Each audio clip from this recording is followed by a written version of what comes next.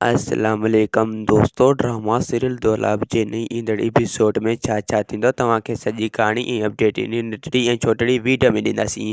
दोस्तों वीडियो खे आख़िर ताईं ॾिसंदा, मुंहिंजे यूट्यूब चैनल आमिर व्लॉग खे लाज़मी सब्सक्राइब कंदा ऐं बेल आइकन को ज़रूरु प्रेस कंदा, जीअं असांजो नओं हर ईंदड़ वीडियो ऐं ॿाहिरि ते सभ खां पहिरियां पहुचंदी रहे। ऐं दोस्तों तव्हां बि नवां अपडेट ॾिसंदा रहो।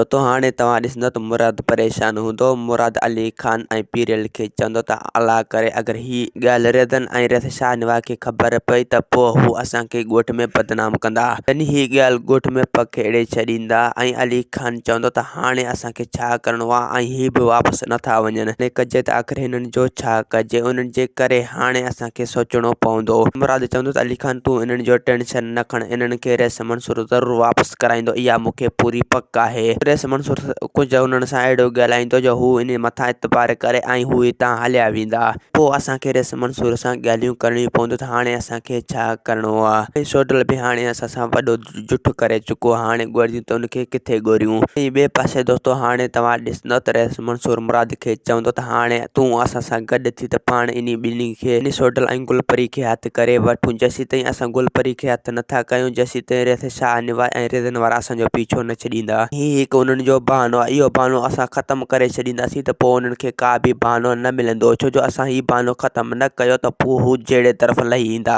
पोइ रेस शाहनवाज़ पंहिंजे शैतानगिरी हलाए ऐं पोइ तव्हां ॿिन्हिनि खे विढ़ाईंदो। इहो तव्हां दिमाग़ खां कमु वठी ऐं सोचे सम्झी पोइ कमु कजो। जे करे असां ऐं तव्हांखे हाणे जेतिरो जल्द थी सघे त पहिरियां गुलपरी खे हथु करे ऐं रिदन वारनि जे हवाले कयूं, बाक़ी बक़ाया कमु पोइ ॾिसी वठंदासीं। ऐं ॿिए पासे रेस शाहनवाज़ रिदन वारनि खे धमकाईंदो, उन्हनि खे चवंदो त तव्हां में इहा बि हिमत न हुई जो तव्हां छोकिरी वापसि कयो हा। मूं तव्हांखे पहिरियां बि चयो हो त रेस मंसूर ऐं मुराद कॾहिं बि तव्हांजे हवाले छोकिरी न कंदा।